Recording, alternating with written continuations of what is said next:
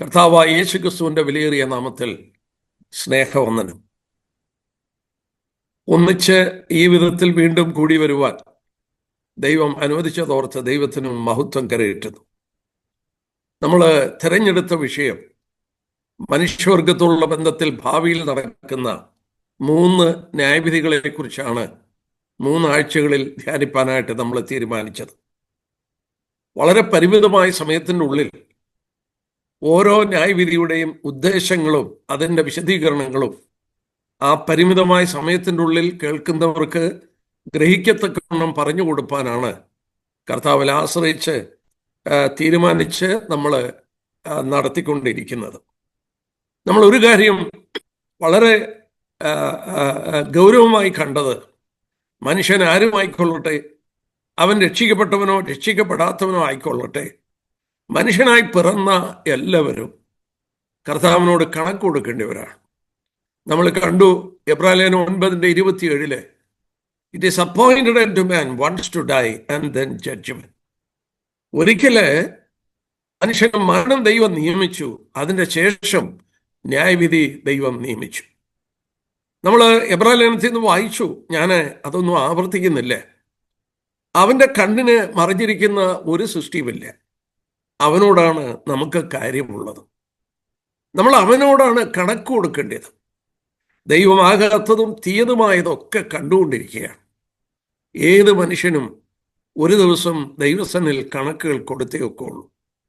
Bible തീർത്തും പഠിപ്പിക്കുന്ന വളരെ ഗൗരവപൂർണമായ ഒരു വിഷയമാണ് മനുഷ്യൻ്റെ ന്യായവിധി എന്നുള്ള വിഷയം. നമ്മൾ കണ്ടു, ഏത് മനുഷ്യനും ആയിക്കൊള്ളട്ടെ, രക്ഷിക്കപ്പെട്ടവനോ രക്ഷിക്കപ്പെടാത്തവനോ ആയിക്കൊള്ളട്ടെ, ദൈവം അവനോട് ഇടപെടും. അവൻ കണക്കുകൾ കൊടുക്കേണ്ട വ്യക്തിയാണ്. എല്ലാവരും ഒരു സമയത്തല്ല ന്യായവിധിയിൽ വിധേയപ്പെടുന്നതെന്നുള്ളതും നമ്മൾ കണ്ടു. വ്യത്യസ്തമായ മനുഷ്യരുണ്ട്. രക്ഷിക്കപ്പെട്ട ദൈവജനമുണ്ട്. രക്ഷിക്കപ്പെട്ട ദൈവജനം നമ്മൾ കണ്ടു. കഴിഞ്ഞ ആഴ്ചയിൽ ക്രിസ്തുവിനുള്ളവർക്ക് ഒരു ശിക്ഷാവിധിയുമില്ല. ശിക്ഷിക്കപ്പെടുന്ന ഒരു ശിക്ഷയും ഇല്ല. അവരുടെ ശിക്ഷ കർത്താവ് ഏറ്റെടുത്തു. കർത്താവ് ഏറ്റെടുത്തത് കൊണ്ട് ആ കർത്താവിൽ വിശ്വാസം അർപ്പിച്ച ദൈവമക്കൾക്ക് രണ്ടാമത് ഒരു ശിക്ഷ തരത്തില്ല. ദൈവത്തിൻ്റെ നീതിക്ക് അത് ചേരുന്നതല്ല. നാം കുറ്റം ചെയ്തു, എന്നാൽ അതിൻ്റെ ഉത്തരവാദിയായി നമ്മുടെ കർത്താവ് തീർന്നു. നമ്മുടെ കർത്താവ് ഞാനും നിങ്ങളും ചെയ്ത പാപത്തിൻ്റെ പരിഹാരത്തിനായി അവൻ ശിക്ഷ അനുഭവിക്കേണ്ടി വന്നു. പാപത്തിൻ്റെ ശമ്പളമായി മരണം അവൻ കൊടുത്തു. നമുക്ക് ഇനിയും ശിക്ഷിക്കപ്പെടുന്ന ശിക്ഷയില്ല എന്നുള്ളത് വളരെ വ്യക്തമായ ദൈവവചനം നമ്മളെ പഠിപ്പിക്കുന്നുണ്ട്. അതോടുള്ള ബന്ധത്തിൽ നമ്മൾ കണ്ടു, ആ വിശുദ്ധന്മാരെ ന്യായം വിധിക്കുമ്പോൾ അവിടെ ഉപയോഗിച്ചിരിക്കുന്ന വേർഡ് 2 കൊരിന്ത്യർ 5:10 അവനവൻ ശരീരത്തിലിരിക്കുമ്പോൾ ചെയ്തത് നല്ലതാകലും തീയതാകലും അതിന് തക്കവണ്ണം പ്രാപിപ്പാൻ നാം എല്ലാവരും ക്രിസ്തുവിൻ്റെ ന്യായാസനത്തിന് മുമ്പാകെ വെളിപ്പെടേണ്ടതാണ്. നാം കണ്ടു, ആ വാക്യത്തിൽ പൗലോസ് തന്നെയും ഉൾപ്പെടുത്തിയിട്ടുണ്ട്. പൗലോസ് പറയുന്നുണ്ട്, ഞാൻ മറ്റുള്ളവരോട് പ്രസംഗിച്ചിട്ട് എൻ്റെ ജീവിതം കൊള്ളരുതാത്തതായി പോകരുത്. തനിക്ക് വ്യക്തമായിട്ട് അറിയാമായിരുന്നു ഒരു ദിവസം തൻ്റെ ജീവിത കണക്കുകളും താൻ കൊടുക്കാൻ നിൽക്കും. അന്ന് തൻ്റെ ജീവിതം പരിശോധിച്ച് കഴിയുമ്പോൾ താൻ കൊള്ളരുതാത്തവനായി പോകരുത് എന്ന് പൗലോസ് വളരെ ശക്തമായി ഉറച്ച് തൻ്റെ ശരീരത്തെ ഡിസിപ്ലിൻ ചെയ്തു, തൻ്റെ മനസ്സിനെയും ഡിസിപ്ലിൻ ചെയ്തു. എന്നാൽ അവിടെ വളരെ പ്രധാനമായി ചിന്തിപ്പാനായിട്ടുള്ളൊരു കാര്യം, ദൈവജനം ദൈവശ്വാസീയമാണ്. അവിടെ വിശുദ്ധന്മാരുടെ ന്യായവിധിക്ക് ഉപയോഗിച്ചിരിക്കുന്നത് മലയാള ബൈബിളിൽ വായിക്കുമ്പോൾ ക്രിസ്തുവിൻ്റെ ന്യായാസനം, ജഡ്ജ്മെന്റ് സീറ്റ് ഓഫ് ക്രൈസ്റ്റ്. എന്നാൽ പാപികളെ ന്യായം വിധിക്കുമ്പോൾ, മറ്റ് ന്യായവിധികളെ കുറിച്ച് കാണുമ്പോൾ ത്രോൺ എന്നാണ്. അത് സിംഹാസനമാണ്, ത്രോൺ. ഇത് തമ്മിലുള്ള വ്യത്യാസം നോക്കി. ഒരു ദൈവ പൈതലിനെ സംബന്ധിച്ച് അവനെ ന്യായം വിധിക്കുന്ന ആ ഇടം നമ്മൾ കണ്ടു, അത് ക്രിസ്തുവിൻ്റെ ന്യായാസനമാണ്. അതിന് ഗ്രീക്കിൽ ഉപയോഗിച്ചിരിക്കുന്ന വേർഡ് ബീമ എന്ന വാക്കാണ്, ത്രോണോസ് എന്ന വാക്കല്ല. ത്രോണോസ് അതായത് സിംഹാസനത്തിൻ്റെ മുന്നിൽ ന്യായവിധിയുണ്ട്, ശിക്ഷയുണ്ട്. എന്നാൽ ഒരു വിശ്വാസിക്ക് ശിക്ഷയില്ലാത്തത് കൊണ്ട് അവിടെ ദൈവം ഉപയോഗിച്ച വാക്ക് ഭീമ എന്ന വാക്കാണ്. ഭീമ എന്ന വാക്കിന്റെ അർത്ഥം നമ്മൾ കണ്ടു. ഒരു ഉയർന്ന പ്ലാറ്റ്ഫോം, ഒരു അമ്പയർ ഇരിക്കുന്ന സ്ഥലം, കളികൾ നടക്കുമ്പോൾ സമ്മാനം കൊടുക്കുന്ന സ്ഥലം. നമ്മുടെ അമ്പയറായി ശരിയും തെറ്റും വേർതിരിച്ച് കാണിക്കുന്ന കർത്താവിൻ്റെ മുന്നിൽ കണക്കുകൾ കൊടുക്കും. നമ്മുടെ ജീവിത കണക്കുകൾ കൊടുക്കും. വിശുദ്ധന്മാർക്ക് ശിക്ഷയില്ല, അവരുടെ ശിക്ഷ കർത്താവ് ഏറ്റെടുത്തു. നമ്മൾ കണ്ടു, അവർക്ക് ഈ ഭൂമിയിൽ വെച്ച് ബാലശിക്ഷയുണ്ട്. കഴിഞ്ഞ ദിവസം നമ്മൾ പഠിച്ചു, പാപികളോട് ദൈവം അങ്ങനെ ഇടപെടത്തില്ല. പാപികൾക്ക് ബാലശിക്ഷയില്ല. ബാലശിക്ഷ ബാലന്മാർക്കാണ്, പുത്രന്മാർക്കാണ്, ദൈവമക്കൾക്കാണ്. നിങ്ങൾ എല്ലാവരും കൈക്കൊള്ളുന്ന ബാലശിക്ഷ കൂടാതിരിക്കുന്നെങ്കിൽ നിങ്ങൾ മക്കളല്ല, കൗലടിയന്മാരാണ്, ജാരസന്തതിയാണ്. നമ്മൾ കണ്ടു ദൃഷ്ടാന്തം. ദൈവം ഇസ്രയേലിന്റെ ചുറ്റും കിടക്കുന്ന രാജ്യങ്ങളോട് ഇടപെടുന്നില്ലേ? മോവാബിനോട് ദൈവം ഇടപെടുന്നില്ലേ? അവരെ മട്ടിന്മീതെ തെളിഞ്ഞു നിൽക്കുകയാണ്, ദൈവം ഇടപെടുന്നില്ലേ? പാത്രത്തിൽ നിന്ന് പാത്രത്തിലോട്ട് പകരുന്നില്ലേ? ഇസ്രയേൽ എന്ന് പറയുന്ന രാഷ്ട്രം എത്ര ഭയങ്കരമായ ന്യായവിധികളിലൂടെ കടന്നുപോയി. ഏതാണ്ട് അവരുടെ 3000 വർഷം ചരിത്രം പഠിച്ചാൽ ഏതാണ്ട് 2400-500 വർഷം മറ്റ് രാഷ്ട്രങ്ങളുടെ അടിമകളോ പ്രവാസ ജീവിതമോ നയിച്ചവരാണ്. എത്രയോ പേരവരെ അടക്കി ഭരിച്ചു, എന്തെല്ലാം ശിക്ഷകൾ അവർ അനുഭവിച്ചു. അതിൻ്റെ കാരണം പുറപ്പാട് പുസ്തകം 4-ാം അധ്യായത്തിലുണ്ട്. ഇസ്രയേലിൻ്റെ പുത്രൻ, എൻ്റെ ആദ്യജാതൻ. എല്ലാവരും പ്രാപിക്കുന്ന ബാലശിക്ഷ കൂടാതിരിക്കുന്നെങ്കിൽ നിങ്ങൾ മക്കളല്ലേ? എല്ലാവരെയും എന്തെങ്കിലും കുറവ് വന്നാൽ അന്നേരം ശിക്ഷിക്കാൻ നോക്കിയിരിക്കുകയല്ല ദൈവം. ദൈവജനത്തിന്റെ വെളിച്ചത്തിൽ നമ്മൾ കണ്ടു എപ്പോഴാണ് ബാലശിക്ഷ തരുന്നത്. ഇസ്രായേലിനോട് തന്നെ പറയുന്നുണ്ട്, നിന്റെ അതിക്രമം ഒന്ന് സമ്മതിക്ക, നീ പാപം ചെയ്തിട്ടില്ലെന്ന് പറഞ്ഞുകൊണ്ട് ഞാൻ നിന്നോട് വ്യവഹരിക്കും. കർത്താവിൻ്റെ വചനത്തിൽ നമുക്ക് ഉറപ്പ് തന്നിട്ടുണ്ട്, നാം തെറ്റ് ചെയ്താൽ, നാം നമ്മുടെ പാപങ്ങളെ ഏറ്റുപറഞ്ഞാൽ ആ പാപങ്ങളെ ക്ഷമിച്ച് സകല അനീതിയും പോക്കി ശുദ്ധീകരിക്കും. നമുക്ക് ഒരു കണ്ടീഷനേ ഉള്ളൂ, നാം നമ്മുടെ പാപങ്ങളെ ഏറ്റുപറയണം. ദൈവമക്കൾ ഏറ്റുപറയുമ്പോൾ അത് ക്ഷമിക്കുകയും അത് ശുദ്ധീകരിച്ചു തരികയും ചെയ്യും. വണ്ടർഫുൾ! എന്തൊരു രക്ഷയാണ് ദൈവം നമുക്ക് ദാനമായി നൽകിയത്.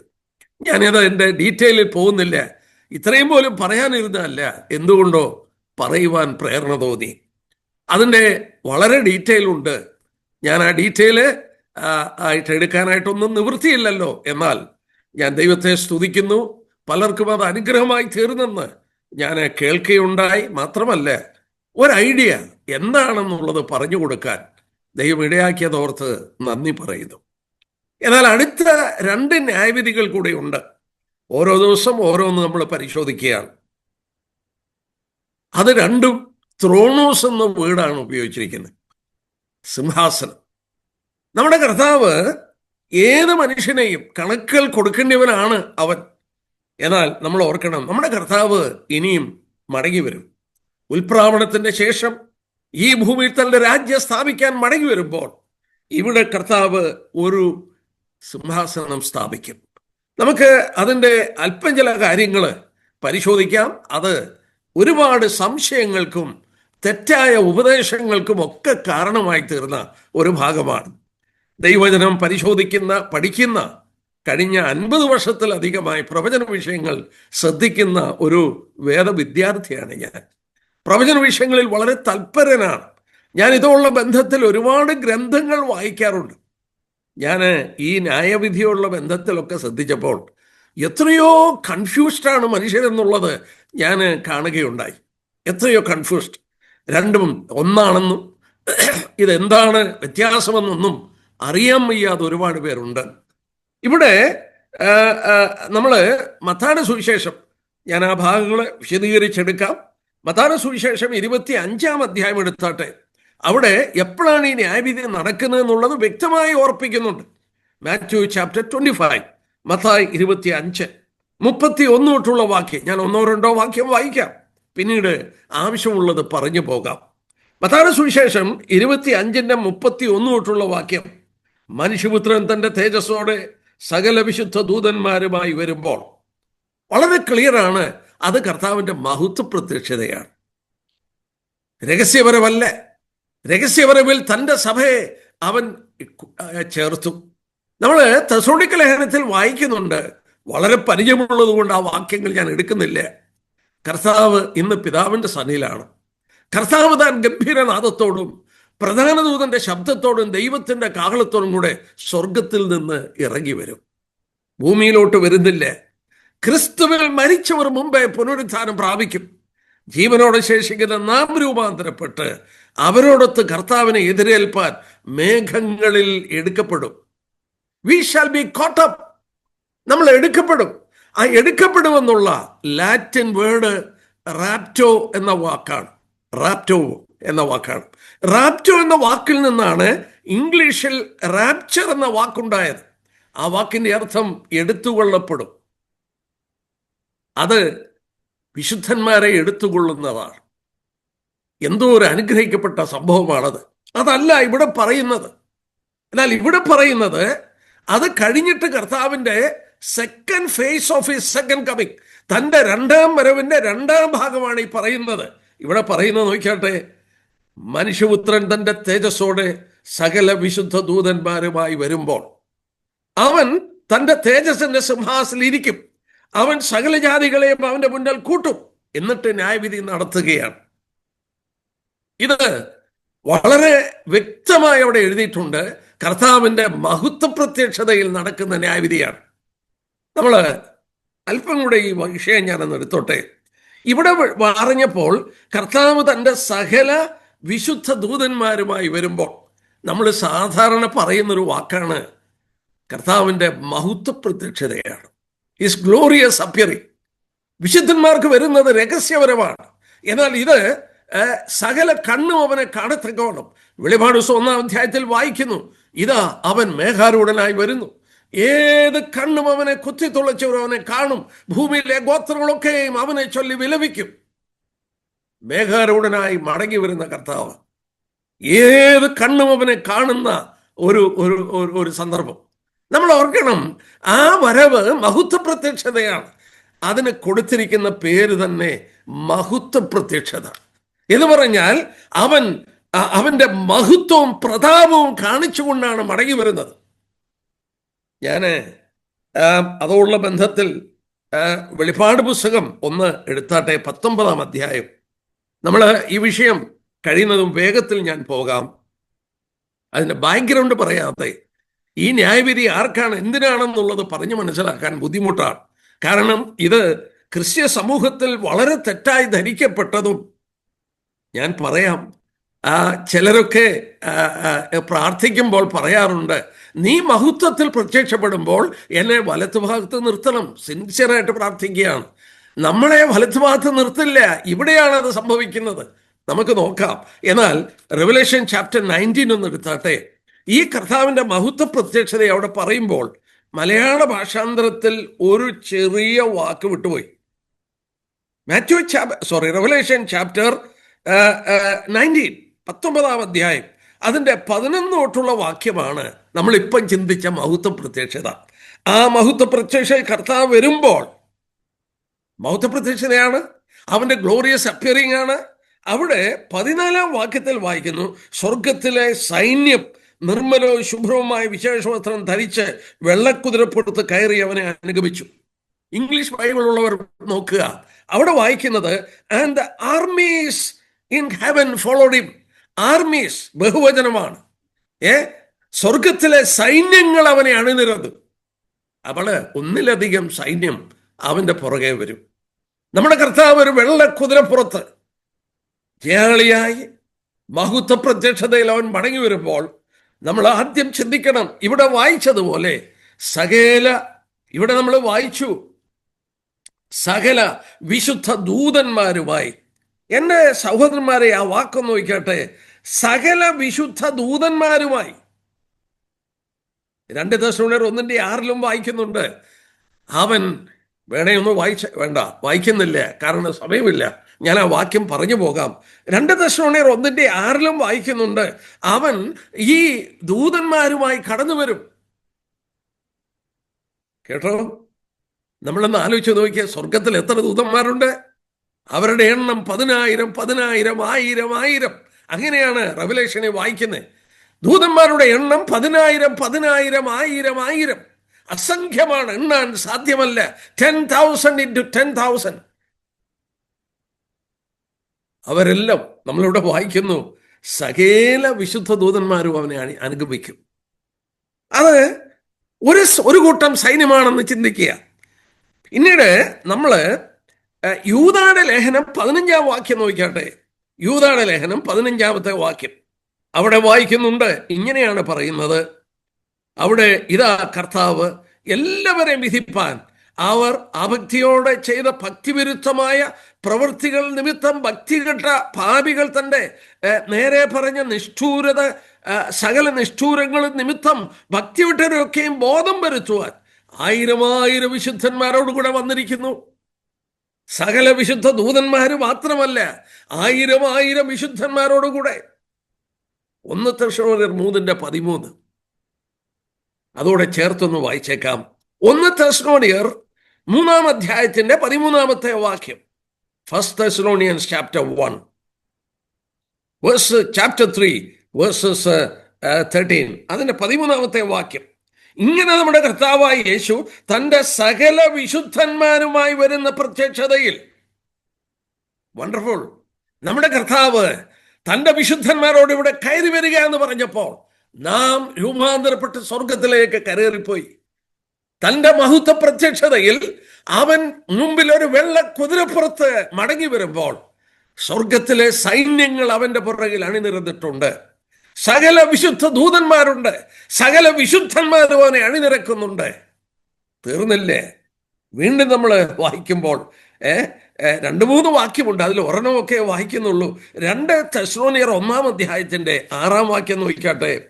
2 തെസ്സലോനിയർ 1-ാം അധ്യായത്തിന്റെ 6-ാം വാക്യം. കർത്താവായ യേശു തന്റെ ശക്തിയുള്ള ദൂതന്മാരുമായി സ്വർഗത്തിൽ നിന്ന് അഗ്നിജ്വാലയിൽ പ്രത്യക്ഷമായി. അവൻ മടങ്ങി വരുന്നത് അഗ്നിജ്വാലയിലാണ്, ഒരു വെള്ളക്കുതിരപ്പുറത്താണ്. സകല വിശുദ്ധന്മാർ അവന്റെ പുറകിലുണ്ട്. ഞാനും നിങ്ങളും ആ കൂട്ടത്തിലുണ്ട്. സകല വിശുദ്ധ ദൂതന്മാരുണ്ട്. എന്റെ സഹോദരന്മാരെ, ആ വരവാണ് മഹത്വ പ്രത്യക്ഷത. അതവന്റെ മഹത്വം പ്രകടമാക്കിക്കൊണ്ട് രാജാതി രാജാവായി ഭൂമിയിലേക്ക് മടങ്ങി വരികയാണ്. അവൻ മടങ്ങി വരുമ്പോൾ നമ്മൾ മത്തായി 25:31 വാക്യത്തിൽ വായിച്ചു, അവൻ തൻ്റെ തേജസ്സിന്റെ സിംഹാസനത്തിലിരിക്കും. He will sit on the throne of glory. പിന്നീട് താഴോട്ടുള്ള വാക്യം 46 വരെ വായിച്ചാൽ മനുഷ്യവർഗത്തെ ന്യായം വിധിച്ച് 2ആയി തിരിക്കുന്നു, വലത്തുള്ളവരും ഇടത്തുള്ളവരും. വലത്തുള്ള ചെമ്മരിയാടുകള്, ഇടത്തുള്ള കോലാടുകള്. വലത്തുള്ളവരോട് നിങ്ങൾക്കായി ഒരിക്കൽ രാജ്യം കൈവശപ്പെടുത്താൻ പറയുമ്പോൾ ഇടത്തുള്ളവരോട് നിത്യാഗ്നിയിലേക്ക് പോകുവാൻ ആവശ്യപ്പെടും. അവിടെ ന്യായവിധി നടക്കുകയാണ്. ഇതാർക്കാണ് ഈ ന്യായവിധി? എത്ര കൺഫ്യൂഷനായി പറഞ്ഞിരിക്കുന്നു. ഇത് പാപികളുടെ ന്യായവിധിയാണ്, ഇത് ദൈവമക്കളുടെ ന്യായവിധിയാണെന്നൊക്കെ പലരും പറഞ്ഞിട്ടുണ്ട്, എഴുതി വെച്ചിട്ടുണ്ട്, ഞാൻ കണ്ടിട്ടുണ്ട്. എന്നാൽ ഞാൻ ഒന്ന് ക്ലാരിഫൈ ചെയ്തിട്ട് മുന്നോട്ട് പോകാം. നമ്മള് ഭൂമിയിൽ ഇന്ന് 3 കൂട്ടം ആളുകളുണ്ട്. പരിചയമുള്ളവരുണ്ടായിരിക്കാം എൻ്റെ മുന്നിൽ ധാരാളം, എനിക്കറിയാം. എന്നാൽ പരിചയമില്ലാത്തവർ എൻ്റെ മുന്നിൽ ഉണ്ട് എന്ന അതേ ഇത് വെച്ചോണ്ട് ഞാനങ്ങനെ പറയുകയാണ്. ഭൂമിയിൽ ഇന്ന് 3 കൂട്ടം മനുഷ്യർ ദൈവത്തിൻ്റെ കൺമുമ്പിലുണ്ട്. ആരാണവര്? 1 കൊരിന്ത്യർ 10-ാം അധ്യായം 32-ാം വാക്യം. 1 Corinthians chapter 10 verses 32. അവിടെ വായിക്കുന്നു, യഹൂദന്മാരോ യവനന്മാരോ ദൈവസഭയോ, അവർക്ക് ഇടർച്ചയില്ലാത്തവരായിരിക്കണം. 3 കൂട്ടമായി ഭൂമിയിലുള്ള മനുഷ്യരുടെ ദൈവം തിരിച്ചു. Juice, Gentiles and the church of God.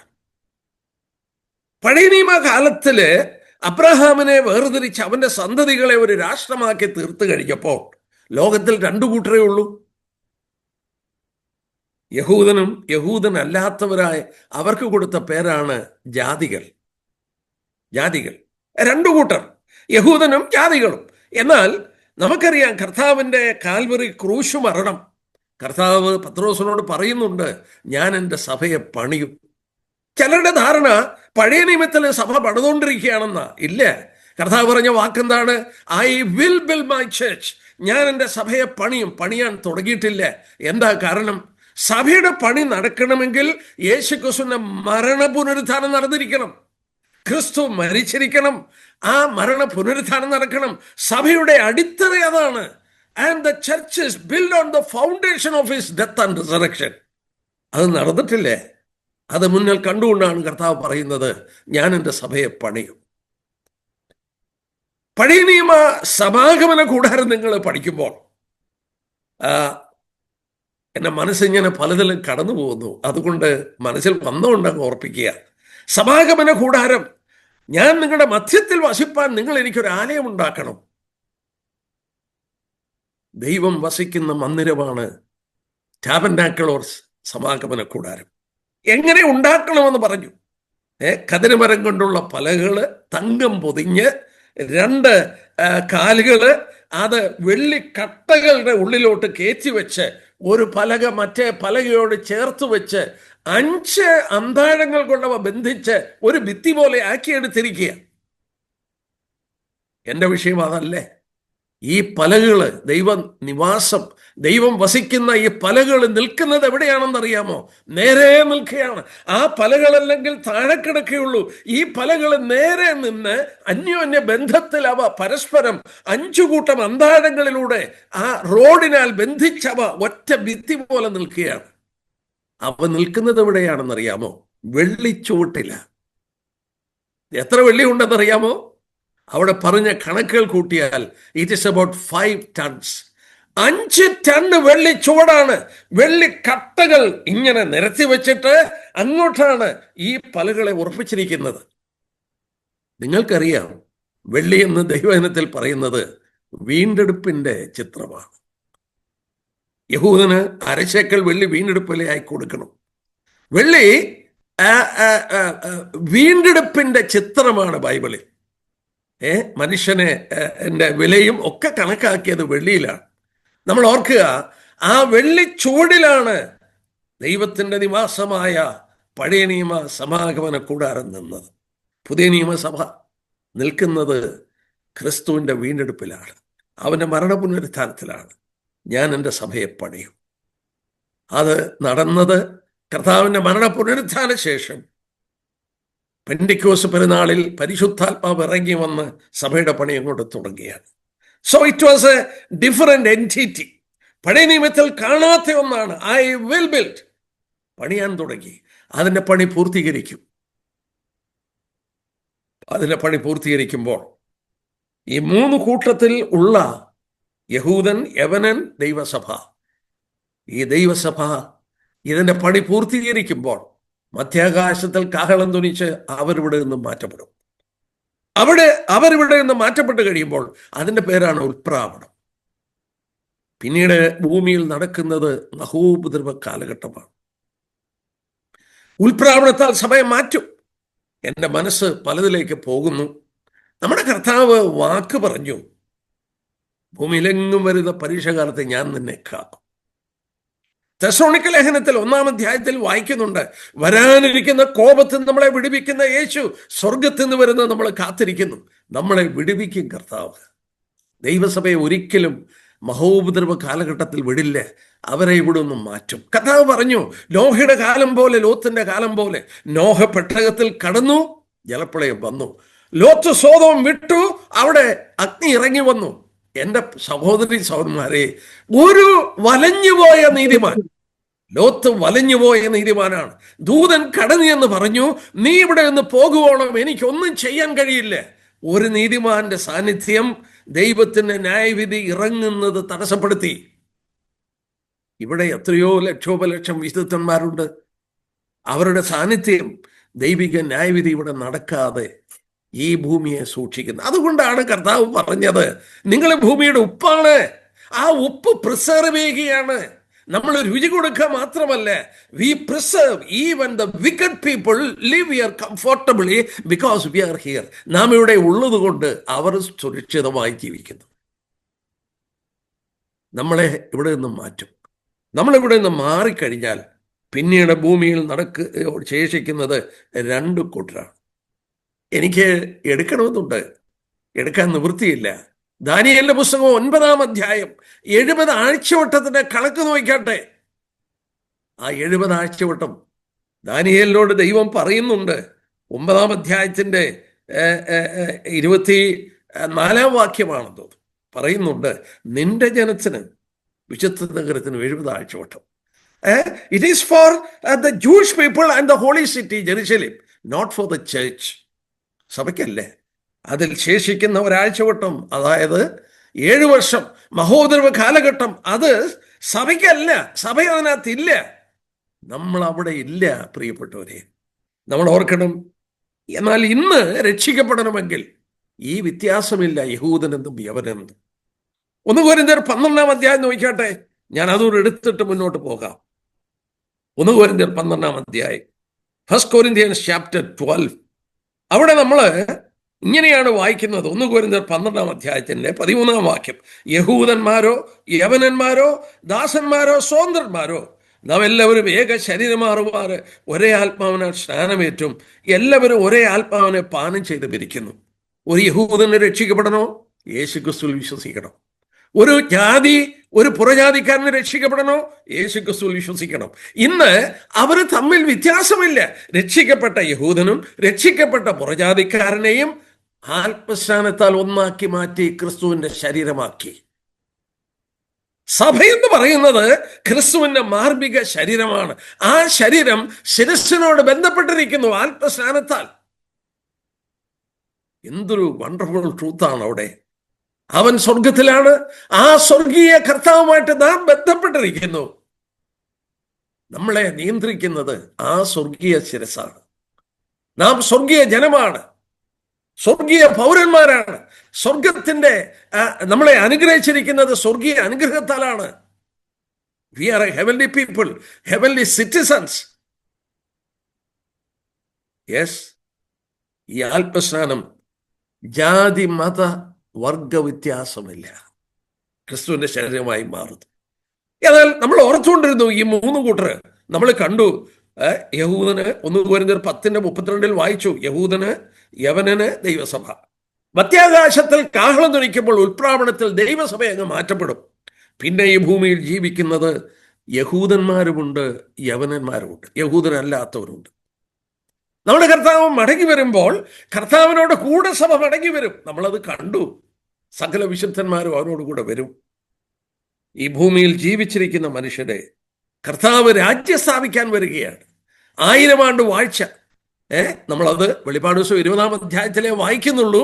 അത് 1000 വർഷമാണെന്ന് ഒരുപാട് വിശദീകരണം പഴയ നിയമത്തിൽ കാണുന്നെങ്കിലും ഒരു സൂചനയുമില്ല ഈ ഭരണകൂടം എത്ര നാളാണെന്നുള്ളത്. എന്നാൽ റെവലേഷൻ ചാപ്റ്റർ 20-ലാണ് നമുക്ക് സൂചന തന്നിരിക്കുന്നത് അത് 1000 വർഷം നിൽക്കുമെന്നുള്ളത്. ആ 1000 വർഷം കർത്താവ് ഈ ഭൂമിയിൽ ഭരിക്കാൻ പോവുകയാണ്. എന്നാൽ ഈ കർത്താവ് മടങ്ങി വന്ന് എല്ലാവരെയും കൂടെ 1000 ആണ്ട് വാഴ്ചയിൽ പ്രവേശിപ്പിക്കത്തില്ല. ആരെയാണ് അവിടെ പ്രവേശിപ്പിക്കുന്നത്? അത് തീരുമാനിക്കുന്നത് ഈ തേജസ്സിന്റെ സിംഹാസനത്തിന്റെ മുന്നിലാണ്. എന്നാൽ അവിടെ ഇവരോടുള്ള ബന്ധത്തിൽ ദൈവം ഇടപെടാൻ പോകുന്നത് നമ്മൾ പീഡന കാലഘട്ടത്തിൽ നടക്കുന്നത് മനസ്സിലാക്കിയെങ്കിലേ നമുക്ക് ഗ്രഹിക്കാൻ കഴിയുള്ളൂ. അതുകൊണ്ട് അല്പസമയം നമുക്ക് ഒന്ന് ശ്രദ്ധിക്കാം. ആദ്യമായി വെളിപ്പാട് പുസ്തകത്തിലേക്ക് നമുക്ക് വരാം.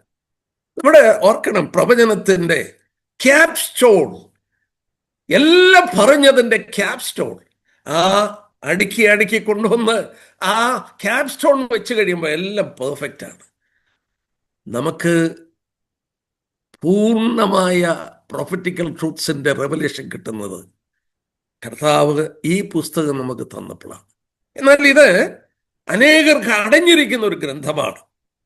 അത് അടഞ്ഞുപോയതിൻ്റെ കാരണം എന്നാണെന്നറിയാമോ? ഈ പുസ്തകം എങ്ങനെ ഓപ്പൺ ചെയ്യണമെന്ന് അറിഞ്ഞുകൂടാ.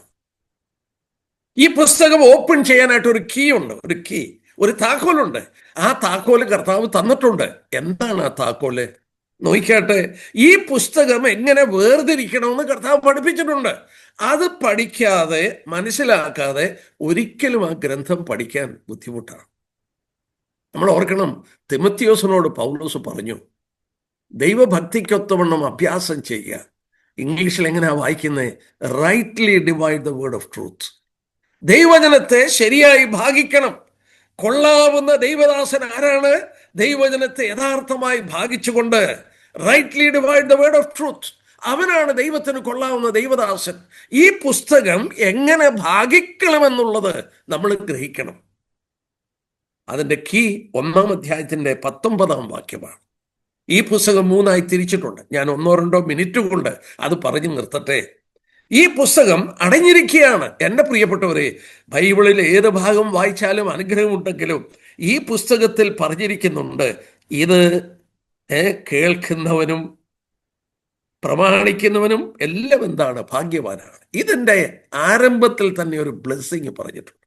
ഞാൻ ഓർക്കുന്നു, ഈ പുസ്തകം ഞാൻ മനസ്സിലാക്കിയ ശേഷം ദൈവത്തോട് പ്രാർത്ഥിച്ചിട്ടുണ്ട്, ദൈവമേ, ഒരു ശുശ്രൂഷകൻ എന്ന നിലയിൽ എവിടെയെങ്കിലും ജീവിതത്തിൽ എപ്പോഴെങ്കിലും ശുശ്രൂഷിക്കാൻ അവസരം തന്നുകൊണ്ടിരിക്കണേ. അത്ര അനുഗ്രഹം ഇത് ഓരോ പ്രാവശ്യം. ഞാൻ പറഞ്ഞു, 50 വർഷമായി പ്രവചനം ശ്രദ്ധിക്കുന്നു. പക്ഷെ ഇന്നും ഈ പുസ്തകം പുതുതായി വായിക്കുമ്പോൾ, എന്തെങ്കിലും ഒന്ന് എടുക്കുമ്പോൾ പ്രത്യേക ഒരു അനുഗ്രഹമുണ്ട്. കർത്താവ് വാഗ്ദത്തം ചെയ്താണത്. നമുക്ക് നോക്കാം, നമ്മുടെ വിഷയത്തോടുള്ള ബന്ധത്തിലും അത് മനസ്സിലാക്കണം. ഇവിടെ ഈ പുസ്തകത്തെ എങ്ങനെ വേർതിരിക്കാം? 1:19 അവിടെ പത്മോസിൽ നാടുകടത്തപ്പെട്ട യോഹന്നാൻ, പുറകിലൊരു ശബ്ദം കേട്ടു. നമ്മൾ വായിക്കുന്നുണ്ട്, കാഹളനാദം പോലെ ഒരു മഹാനാദം എൻ്റെ പുറകിൽ കേട്ടു. 11-ാം വാക്യം. ഇതെന്താണെന്ന് അറിയാൻ താൻ തിരിഞ്ഞപ്പോൾ മഹത്വപൂർണനായ കർത്താവ് നിലയെങ്കി ധരിച്ച് മാറത്ത് പൊൻകച്ച കെട്ടി, വെള്ളോടിന് സദൃശമായ കാലുള്ള അഗ്നിജ്വാലയ്ക്കൊത്തുള്ള കണ്ണുള്ള ദൈവപുത്രൻ 7 നിലവിളക്കുടെ നടുവിൽ നടക്കുകയാണ്. അവിടെ പറഞ്ഞു കൊടുത്തു, അവന്റെ കയ്യിൽ 7 നക്ഷത്രമുണ്ട്. എന്താണ് ഈ 7 നക്ഷത്രം? എന്താണ് ഈ നിലവിളക്കെന്നുള്ളത് എഴുതാനായിട്ട് പറഞ്ഞു. നീ കണ്ടത് എഴുതാൻ പറഞ്ഞു. 1:19 നോക്കി, നീ കണ്ടത്, ഇപ്പോഴുള്ളത്, ഇനി സംഭവിപ്പാനിരിക്കുന്നത് എഴുതാനായിട്ട് പറഞ്ഞു. 3ആയി തിരിച്ചിരിക്കുന്നത് കണ്ടോ? നീ കണ്ടത്. വെളിപാട് പുസ്തകത്തിലെ മുഴുവൻ കാണിച്ചു കൊടുത്തു. അതല്ല ഇവിടെ ഉപയോഗിച്ചിരിക്കുന്ന വാക്ക് നോക്കിയേ, what you have seen in chapter 1. ഒന്ന് നോക്കിയാട്ടെ, അതിൻ്റെ 12-ാം വാക്യം.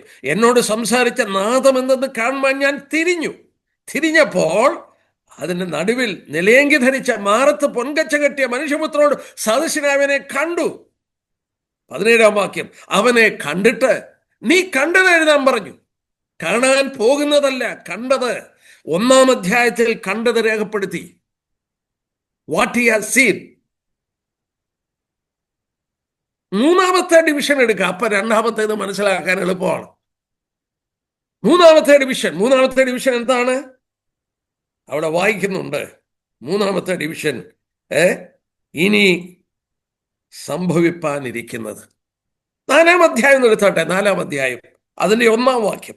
അനന്തരം സ്വർഗത്തിലൊരു വാതിൽ തുറന്നിരിക്കുന്ന ഞാൻ കണ്ടു. കാഹളനാദം പോലെ എന്നോട് സംസാരിച്ചു കേട്ട ആദ്യത്തെ ശബ്ദം എന്നോട്, ഇവിടെ കാര്യം വരിക, മേലാൽ സംഭവിക്കാനുള്ളത് ഞാൻ നിനക്ക് കാണിച്ചു തരാം. Wonderful, praise the Lord. അവിടെ കണ്ടോ? 4-ാം അധ്യായം തുടങ്ങിയാണ് 3-ാമത്തെ ഡിവിഷൻ. നീ കണ്ടത് 1-ാം അധ്യായം. 4-ാം അധ്യായത്തിൽ വരുമ്പോൾ നമ്മൾ വായിക്കുന്നുണ്ട്, മേലാൽ സംഭവിക്കാനുള്ളത് ഞാൻ കാണിച്ചു തരാം. 3-ാമത്തെ ഡിവിഷൻ അതാണ്. എന്നാൽ 2-ാമത്തെ ഡിവിഷൻ ഇതിൻ്റെ ഇടയ്ക്കുള്ളതാണ്. 2-ാമത്തെ ഡിവിഷൻ എന്താ? 2ഉം 3ഉം അധ്യായങ്ങൾ. 2-3 അധ്യായം 7 സഭകളുടെ ദൂതാണ്. എന്നെ കേൾക്കുന്ന സഹോദരി സഹോദരന്മാരോട് പറയട്ടെ, ഇതുപോലെ അനുഗ്രഹിക്കപ്പെട്ട ഒരു പഠനം വേറെ ഇല്ല ബൈബിളിൽ. കാരണം യേശുക്രിസ്തു സഭാചരിത്രം പറഞ്ഞു തരികയാണ്. എഫെസോസ് തുടങ്ങി, എഫെസോസ്, പൊരുന്ന, Pergamos, Thyatira, Sardis, Philadelphia, Laodicea, സഭയുടെ ആരംഭം തൊട്ട് ഉൽപ്രാപണം നടക്കുന്നത് വരെയുള്ള സഭയുടെ character. Oh, what a beautiful study it is. അത് അതുപോലെ എൻറിച്ച്ഡ് ആണ്, സ്പിരിച്വൽ എൻറിച്ച്മെന്റ്.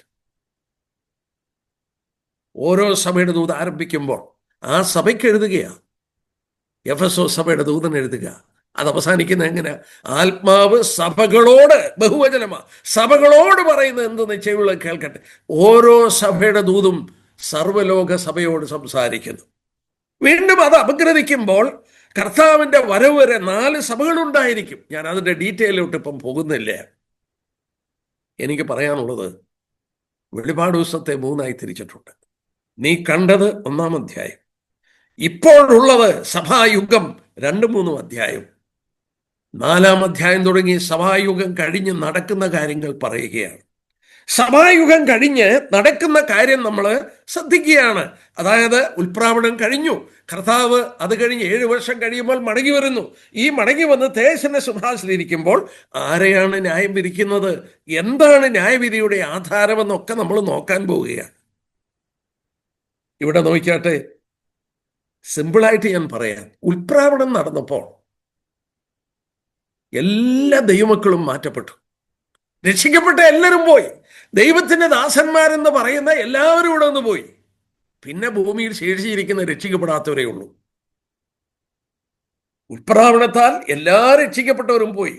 പിന്നെ ഭൂമിയിൽ ആഗോളം കിടക്കുന്നത് രക്ഷിക്കപ്പെടാത്തവരാണ്. അവരെ ന്യായം വിധിക്കണമെങ്കിൽ പാപികളെ ന്യായം വിധിക്കുന്ന പോലല്ലേ ന്യായം വിധിക്കേണ്ടേ? അല്ല. ദൈവം അത്ഭുതകരമായ ചില കാര്യങ്ങൾ സഭ മാറ്റപ്പെട്ട ശേഷം നടത്തും. ഇവിടെ ഒരു കൂട്ടം ആളുകളെ കൊണ്ട് വീണ്ടും സുവിശേഷം പ്രസംഗിപ്പിക്കും. അങ്ങനെ പ്രസംഗിക്കാൻ ആരെങ്കിലും ഉണ്ടോ? അവരാരാണ്? സഭയുടെ ഇല്ലല്ലോ, രക്ഷിക്കപ്പെട്ടവരില്ലല്ലോ. എടുത്താട്ടെ, 4-ാം അധ്യായം നമ്മൾ കണ്ടു, സഭാ കാലയളവ് കഴിഞ്ഞിട്ടുള്ള സംഭവമാണ്. 7-ാം അധ്യായം നോക്കിയാട്ടെ. 7-ാം അധ്യായം അതിൻ്റെ 6-ാം അധ്യായത്തിന്റെ ഒരു മറുപടിയാണ്. 6-ാം അധ്യായത്തിന്റെ അവസാനത്തെ വാക്യം നോക്കാം. 17-ാം വാക്യം. അവരുടെ മഹാകോപ ദിവസം വന്നു, ആർക്ക് നിൽപ്പാൻ കഴിയും? Who can stand it? ആ ചോദ്യത്തിന്റെ മറുപടിയാണ് 7-ാം അധ്യായം. ഈ മഹാകോപ ദിവസം, സഭ മാറ്റപ്പെട്ട ശേഷം പീഡന കാലഘട്ടം, മഹാകോപ ദിവസം ആർക്ക് നിൽപ്പാൻ കഴിയും? അതിന്റെ മറുപടി 7-ാം അധ്യായം. ദൈവം അത്ഭുതകരമായി ഒരു കൂട്ടം ആളുകളെ രക്ഷിക്കും. എങ്ങനെ രക്ഷിക്കുമെന്ന് തിരുവചനത്തിൽ പറഞ്ഞിട്ടില്ല. Miraculously the Lord will save 144,000 people. 1,44,000 പേരെ കർത്താവ് രക്ഷിക്കും. എങ്ങനെ രക്ഷിക്കും എന്ന് എനിക്ക് അറിഞ്ഞുകൂടാ. എന്നാൽ അവർ രക്ഷിക്കപ്പെടും. അവരുടെ പേരെന്താണെന്നറിയാമോ? 3-ാം വാക്യം നോക്കിയേ. 7-ാം അധ്യായത്തിന്റെ 3-ാം വാക്യം. ദൈവത്തിന്റെ ദാസന്മാർ.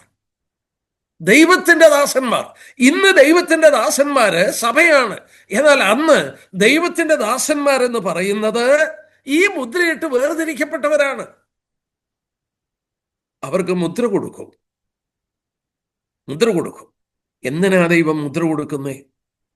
ഞാൻ ഓടിച്ചു പറയാം. മഹോപദ്രവ കാലഘട്ടത്തിൽ അന്തിക്രിസ്തുവിന്റെ തേർവാഴ്ചയാണ്. ആളുകളെ കൊന്നുകൊണ്ടിരിക്കുമ്പോൾ ദൈവം ഇവർക്ക് മുദ്ര കൊടുക്കുന്നു.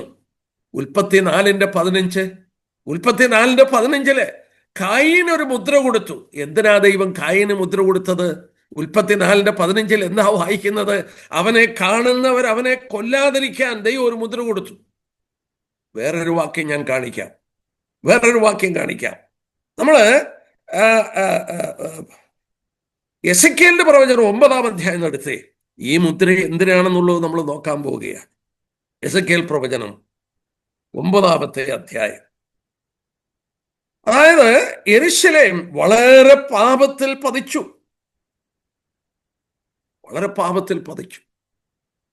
ദൈവത്തിൽ നിന്ന് അവർ മാറിപ്പോയി. ആ മാറിപ്പോയ സന്ദർഭത്തിലും പാപത്തെ ഓർത്ത് കരയുന്ന ഒരു സമൂഹമുണ്ടായിരുന്നു. ദൈവം അവിടെ ന്യായവിധി നടത്താൻ പോവുകയാണ്. 4 തൊട്ടുള്ള വാക്യം നോക്കിയേ. എസെക്കിയേൽ 9:4. അവനോട് യഹോവ, നീ നഗരത്തിന്റെ നടുവിൽ, യെരൂശലേമിന്റെ നടുവിൽ ചെന്ന് അതിൽ നടക്കുന്ന സകല മ്ലേച്ഛതകൾ നിമിത്തം നെടുവീർപ്പിട്ട് കരയുന്ന പുരുഷന്മാരുടെ നെറ്റിയിൽ ഒരടയാളം ഇടുക എന്ന് പറഞ്ഞു. അത് മുദ്രയാണ്. മറ്റവനോട് ഞാൻ കേൾക്കെ അവൻ, നിങ്ങൾ അവന്റെ പിന്നാലെ നഗരത്തിൽ ചെന്ന് വെട്ടുവീൻ. കൊല്ലാൻ പറയുക, വെട്ടുവീൻ. നിങ്ങളുടെ കണ്ണിന് ആദരവ് തോന്നരുത്. നിങ്ങൾ കരുണ കാണിക്കരുത്. വൃദ്ധന്മാരെയും യൗവനക്കാരെയും കന്യകമാരെയും പൈതങ്ങളെയും സ്ത്രീകളെയും കൊന്നുകളയുവീൻ. എന്നാൽ അടയാളമുള്ള ഒരുത്തനെയും തൊടരുത്. എന്റെ വിശുദ്ധ മന്ദിരത്തിൽ തന്നെ തുടങ്ങാൻ കൽപ്പിച്ചു. കണ്ടോ? ആ പാപം നിറഞ്ഞു നിന്ന കാലഘട്ടത്തിൽ പാപത്തെ കണ്ട് കരഞ്ഞ സമൂഹമുണ്ട്. അവരുടെ നെറ്റിയിൽ ദൈവം മുദ്ര കൊടുത്തു. വെട്ടാൻ പറഞ്ഞപ്പോ പറഞ്ഞു, അവരെ തൊട്ടുപോകരുത്. കൈന് മുദ്ര കൊടുത്തു, അവനെ കാണുന്നവർ അവനെ കൊല്ലാതിരിപ്പാൻ. മഹോപദ്രവ കാലഘട്ടത്തിൽ ഭൂമിയിൽ അന്തിക്രിസ്തുവിന്റെ തേർവാഴ്ച നടക്കുമ്പോൾ ഇവിടെ നമ്മൾ വായിക്കുന്നു, ഞാൻ ഡീറ്റെയിലിൽ പോകുന്നില്ലേ, ഓരോ ഗോത്രങ്ങളിൽ നിന്നും 12,000 പേരെ വെച്ച് 1,44,000 പേരെ വേർതിരിച്ച് അവർക്ക് മുദ്ര കൊടുത്തു. മുദ്ര കൊടുത്തതിന്റെ ഫലമായി അവരെ അന്തിക്രിസ്തുവിന് കൊല്ലാൻ കഴിയില്ല. അവരെ അന്തിക്രിസ്തുവിന് കൊല്ലാൻ കഴിയില്ല. 14-ാം അധ്യായത്തിൽ വരുമ്പോൾ സിയോൻ മലയിൽ ഞാൻ എൻ്റെ രാജാവിനെ സിയോനിൽ വാഴിച്ചിരിക്കുന്നു. സ്വർഗീയ സിയോനുമുണ്ട്, ഭൂമിയിലുമുണ്ട്. ആ സിയോൻ മലയിൽ കുഞ്ഞാടിനും അവനോടുകൂടെ നെറ്റിയിൽ അവന്റെ നാമവും പിതാവിന്റെ നാമവും എഴുതിയിരിക്കുന്ന 144,000 പേരും നിൽക്കുന്നത് കണ്ടു. അവർ പീഡന കാലഘട്ടത്തിലൂടെ കടന്നുപോയി. അന്തിക്രിസ്തുവിന് അവരെ കൊല്ലാൻ കഴിയില്ല. അവരാരാണ്? അവരാണ് ദൈവത്തിന്റെ ദാസന്മാർ. അവര് എന്താ ചെയ്യാൻ പോകുന്നത്? അവർ ഈ ഭൂമിയിലെ പ്രസംഗിക്കും. എന്തോ പ്രസംഗിക്കും? സുവിശേഷം പ്രസംഗിക്കും. നമുക്ക് നോക്കാം, അത് സുവിശേഷം പ്രസംഗിക്കുമെന്നുണ്ടോ? നോക്കിയാട്ടെ, അവര് ദൈവത്തിന്റെ ദാസന്മാരാണ്. മത്തായിയുടെ സുവിശേഷം 24-ാം അധ്യായം എടുത്താട്ടെ, മാത്യു ചാപ്റ്റർ 24. മത്തായിയുടെ സുവിശേഷം 24-ാം അധ്യായം. എനിക്ക് അല്പം ഡീറ്റെയിൽ ആയിട്ട് 24-ാം മത്തായിയുടെ സുവിശേഷം തന്നെ എടുക്കണമെന്നുണ്ട്. സഹോദരന്മാരെ, ഈ മത്തായിയുടെ സുവിശേഷം യഹൂദന്മാർക്ക് എഴുതിയതാണ്. 24-ും 25-ഉം അധ്യായം അത് യഹൂദനുള്ള ബന്ധത്തിൽ പറഞ്ഞ ഒലിമല പ്രഭാഷണമാണ്, ഒലിവറ്റ് ഡിസ്കോഴ്സ്. സഭ മാറ്റപ്പെട്ട ശേഷം നടക്കുന്ന കാര്യങ്ങളാണ് അവിടെ പറഞ്ഞിരിക്കുന്നത്. എന്നെ തെറ്റിദ്ധരിക്കരുത്, ഞാൻ വളരെ വ്യക്തമായി ദൈവജനത്തെ ആധാരമാക്കി അല്ലാതെ ഒരു വാക്ക് പോലും പറയില്ല. ഇവിടെ ഞാൻ ഓർപ്പിച്ചോട്ടെ, ഇത് പറയുന്നത് സഭയ്ക്കല്ല. സഭയ്ക്ക് ആത്മീക ദൂതുകൾ എടുക്കാം, പക്ഷേ അത് വ്യാഖ്യാനിക്കുമ്പോൾ അത് യഹൂദനുള്ള ബന്ധത്തിൽ പറഞ്ഞിരിക്കുന്നതാ. എന്താ ബ്രദറെ അങ്ങനൊക്കെ പറയുന്നതെന്ന് എന്നോട് ചോദിച്ചാൽ ഞാൻ പറയുന്ന 1-2 കാര്യത്തിന് നിങ്ങൾ മറുപടി തന്നാൽ മതി. നോക്കിയാട്ടെ, അതിൻ്റെ 15-ാം വാക്യം, ദാനിയേൽ പ്രവാചകൻ മുഖാന്തരം അരുളി ചെയ്ത പോലെ ശൂന്യമാക്കുന്ന മ്ലേച്ഛത വിശുദ്ധ സ്ഥലത്ത് നിൽക്കുന്ന കാണുമ്പോൾ, ദാനിയേലിന്റെ പുസ്തകം നമ്മൾ പഠിക്കുമ്പോൾ നമുക്ക് വ്യക്തമായിട്ടറിയാം, അന്തിക്രിസ്തു യഹൂദന്റെ ദേവാലയത്തിൽ കയറിയിരിക്കുന്നതാണ് ഈ പറയുന്നത്. അത് സഭയ്ക്കുള്ളതാണോ? സഭയ്ക്കുള്ളതാണോ? അല്ല. എന്നിട്ട് അടുത്തായിട്ട് പറഞ്ഞ എന്താ? അന്ന് യഹൂദനുള്ളവർ മലകളിലേക്ക് ഓടിപ്പോകണം. യഹൂദയിലുള്ളവർ. സഭയാണോ ഓടേണ്ടത്? സഭ എവിടെ നടക്കുന്നത്? ലോകത്തിലാകമാനം ചിതറിക്കിടക്കുകയാണ്. സഭയ്ക്ക് അത് നടക്കില്ല. സഭ യഹൂദയിലോട്ട് ഓടിപ്പോകത്തില്ല. ആ ദേവാലയത്തിലെ മാലിന്യം, അന്തിക്രിസ്തുവിന്റെ ബിംബം നാട്ടുന്നത്, അവൻ കയറിയിരുന്ന് ദൈവമാണെന്ന് പറയുന്നതൊന്നും സഭ കാണത്തില്ല. സഭയ്ക്കുള്ളതല്ല. തീർന്നില്ലേ? 20-ാം വാക്യം, നിങ്ങളുടെ ഓടിപ്പോക്ക് ശീതകാലത്തിലും ശബത്തിലും സംഭവിക്കാതിരിക്കാൻ സൂക്ഷിപ്പീൻ. അത് യഹൂദന്റെ രാജ്യത്തിന്റെ തണുപ്പാണ് ശീതകാലം. ശബത്ത് അവർക്ക് കൊടുത്തിരിക്കുന്ന പ്രമാണമാണ് ശബത്ത്. ഇവിടെ പറഞ്ഞിരിക്കുന്നത് യഹൂദനോടാണ്. കേട്ടോ, യഹൂദനോട് നമ്മൾ ഓർക്കണം. ഈ 1,44,000 പേരെ മഹോദരവ കാലഘട്ടത്തിന്റെ ആരംഭത്തിൽ ദൈവം അത്ഭുതകരമായി രക്ഷിച്ച് അവൻ മുദ്ര കൊടുത്ത് അവരെ പ്രിസർവ് ചെയ്യും. അവരെ കൊല്ലാൻ കഴിയില്ല. അവര് സുവിശേഷം പ്രസംഗിക്കും. എങ്ങനെയാ പ്രസംഗിക്കുന്നത്? 13-ാം വാക്യം നോക്കിയാട്ടെ, മത്തായി 24-ന്റെ 13-ഉം 14. എന്നാൽ അവസാനത്തോളം സഹിച്ചു നിൽക്കുന്നവൻ രക്ഷിക്കപ്പെടും. രാജ്യത്തിന്റെ സുവിശേഷം സകല ജാതികൾക്കും സാക്ഷ്യമായി ഭൂലോകത്തിലൊക്കെയും പ്രസംഗിക്കും. അപ്പോൾ അവസാനം വരും. ഒരുപാട് കാര്യം പറയണമെന്ന് എൻ്റെ മനസ്സിൽ തോന്നുന്നു. ഒരു കാലഘട്ടത്തിൽ പ്രസംഗിക്കാൻ കർത്താവ് അയച്ചപ്പോൾ, കർത്താവ് അയച്ചത് നോക്കിയേ, 10-ാം അധ്യായം, മത്തായിയുടെ സുവിശേഷം തന്നെ 10-ാം അധ്യായം, അതിൻ്റെ 5-6 വാക്യം നോക്കിയേ.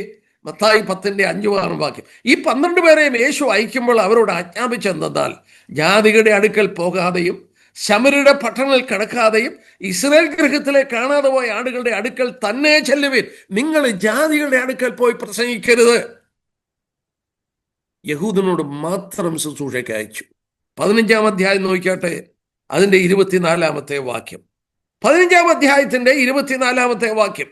അതിന് അവൻ ഇസ്രായേൽ ഗൃഹത്തിലെ കാണാതെ പോയ ആടുകളുടെ അടുക്കലേക്ക് അല്ലാതെ തന്നെ അയച്ചിട്ടില്ല. യഹൂദനോടായിരുന്നു കർത്താവിന്റെ ശുശ്രൂഷ, യഹൂദന്മാരോടായിരുന്നു ശിഷ്യന്മാരെ അയച്ചത്. ഇവിടെ വായിക്കുന്നത് എന്താ? ഈ സുവിശേഷം ഭൂലോകത്തിലൊക്കെയും ഓൾ അറൗണ്ട് ദ ഗ്ലോബ് പ്രസംഗിക്കും. സഹോദരന്മാരെ, ആര് പ്രസംഗിക്കും? ഈ 1,44,000 ആളുകൾ പ്രസംഗിക്കും. അവരെ അന്ത്യക്രിസ്തുവിനെ കൊല്ലാൻ സാധിക്കുകയില്ല. ആ സുവിശേഷമല്ല ഇപ്പോഴും നമ്മൾ പ്രസംഗിക്കുന്നത്. അല്ല, സുവിശേഷമല്ല ഒന്നാണ്, പക്ഷേ ഇവിടെ ഇതിനൊരു പേര് കൊടുത്തിട്ടുണ്ട്. അതിന്റെ പേരെന്താ? ഇവിടെ പറയുന്നത് എന്താണ്? രാജ്യത്തിന്റെ സുവിശേഷം. ഡീറ്റെയിൽ ആയിട്ട് എനിക്ക് എടുക്കാൻ കഴിയും. രാജ്യത്തിന്റെ സുവിശേഷം സ്നാപക യോഹന്നാൻ പ്രസംഗിച്ചു. മത്തായി 3 എടുത്താൽ രാജ്യത്തിന്റെ സുവിശേഷം. യേശുക്രിസ്തുവിന്റെ പരസ്യ ശുശ്രൂഷയിൽ ഇത് പ്രസംഗിച്ചു. മത്തായി 4, മത്തായി 9, 12 ശിഷ്യന്മാർ മത്തായി 10 ഇത് പ്രസംഗിച്ചു. കർത്താവ് വായിച്ച 70 ശിഷ്യന്മാർ ലൂക്കോസ് 10 രാജ്യത്തിന്റെ സുവിശേഷം പ്രസംഗിച്ചു. ഗബ്രിയേൽ മറിയോട് പറഞ്ഞു, രാജാവായി പിറന്നവനാണവൻ. സഹോദരന്മാരെ, ആ സുവിശേഷവും നമ്മൾ ഇന്ന് പറയുന്ന സുവിശേഷമായിട്ട് വ്യത്യാസമുണ്ടോ? ഉണ്ട്. ഇവരൊക്കെ പ്രസംഗിച്ചത് രാജ്യത്തിന്റെ സുവിശേഷമാണ്. ഈ ശിഷ്യന്മാർ പ്രസംഗിച്ചത്, ഈ 70 പേര് പ്രസംഗിച്ചത്, ഈ 12 ശിഷ്യന്മാർ പ്രസംഗിച്ചത്, യേശുക്രിസ്തുവിന്റെ പരസ്യശുശ്രൂഷയിൽ പ്രസംഗിച്ചത്, സ്നാപക യോഹന്നാൻ പ്രസംഗിച്ചതൊക്കെ രാജ്യത്തിന്റെ സുവിശേഷമാണ്. രാജാവിനെ പ്രസന്റ് ചെയ്യുകയാണ്. രാജ്യത്തിന്റെ സുവിശേഷത്തിന്റെ പ്രത്യേകത രാജാവിനോടും രാജ്യത്തോടുമുള്ള ബന്ധത്തിലാണ്. എന്നാൽ എന്ത് സംഭവിച്ചു? അവർ രാജാവിനെ കൊന്നുകളഞ്ഞു. രാജാവിനെ കൊന്നുകളഞ്ഞപ്പോൾ രാജ്യം സ്ഥാപിക്കുന്നത് പോസ്റ്റ്പോൺ ചെയ്തു. പിന്നീട് ഒരു സുവിശേഷം പ്രസംഗിക്കാൻ തുടങ്ങി. പൗലോസ് പറയുന്നത് എന്താണ്? ആ സുവിശേഷത്തിനൊരു പേര് കൊടുത്തിട്ടുണ്ട്, എൻ്റെ കൃപയുടെ സുവിശേഷം. കൃപയുടെ സുവിശേഷം. ഇന്ന് പ്രസംഗിക്കുന്നത് കൃപയുടെ സുവിശേഷമാണ്. അതിന് രാജാവിനോടും രാജ്യത്തോടും, ഇതാ രാജാവ് വരുന്നു, ഒരുങ്ങിക്കോ, രാജ്യത്തിൽ പ്രവേശിക്കാൻ മാനസാന്തരപ്പെട്ടോ, അതല്ല ഇന്ന് പ്രസംഗിക്കുന്നത്. നിങ്ങളുടെ പാപങ്ങളുടെ മോചനത്തിനു വേണ്ടി ദൈവത്തിന്റെ പുത്രൻ ക്രൂശിൽ മരിച്ചു, വിശ്വസിക്കുന്ന മാത്രമേ നിങ്ങൾ രക്ഷിക്കപ്പെടും. കൃപയുടെ സുവിശേഷം.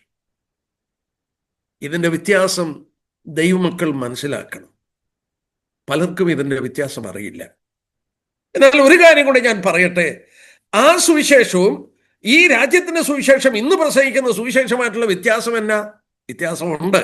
ഒന്ന്, രാജ്യത്തിന്റെ സുവിശേഷം രാജാവിനും രാജ്യത്തിനും ഊന്നൽ കൊടുത്തു. 2, കൃപയുടെ സുവിശേഷം വിശ്വാസം അർപ്പിക്കുമ്പോൾ തന്നെ രക്ഷിക്കപ്പെടും. രാജ്യത്തിന്റെ സുവിശേഷം മഹോപദ്രവ കാലഘട്ടത്തിൽ രാജാവ് വരുന്നുവെന്ന് പ്രസംഗിക്കുമ്പോൾ എന്തു വേണമെന്നറിയാമോ? ഇവിടെ വായിക്കുന്നത് കണ്ടോ? ഇവിടെ വായിക്കുന്നത് നോക്കാട്ടെ. അവസാനത്തോളം സഹിച്ചു നിൽക്കണം. വിശ്വസിച്ചാൽ മാത്രം പോരാ, സഹിച്ചു നിൽക്കണം. ഞാൻ 1-2 വാക്യം കൂടെ വായിക്കാം. വെളിപ്പാട് ദിവസം 13:10, റെവലേഷൻ ചാപ്റ്റർ 13 വേഴ്സസ് 10 നമ്മൾ കണ്ടു. അത് 3-ാമത്തെ പോർഷൻ ആണല്ലോ, മേലാൽ സംഭവിക്കാനുള്ളതാണ്. Revelation chapter 13 and verses 10. മഹോപദ്രവ കാലഘട്ടത്തിൽ സുവിശേഷം പ്രസംഗിക്കുമ്പോൾ ഇവിടെ പറയുന്നത് എന്താന്ന് നോക്കാട്ടെ. റെവലേഷൻ 13:10, അടിമയാക്കി കൊണ്ടുപോകുന്നവൻ അടിമയായി പോകും, വാൾ കൊണ്ട് കൊല്ലുന്നവൻ വാളാൽ മരിക്കേണ്ടി വരും.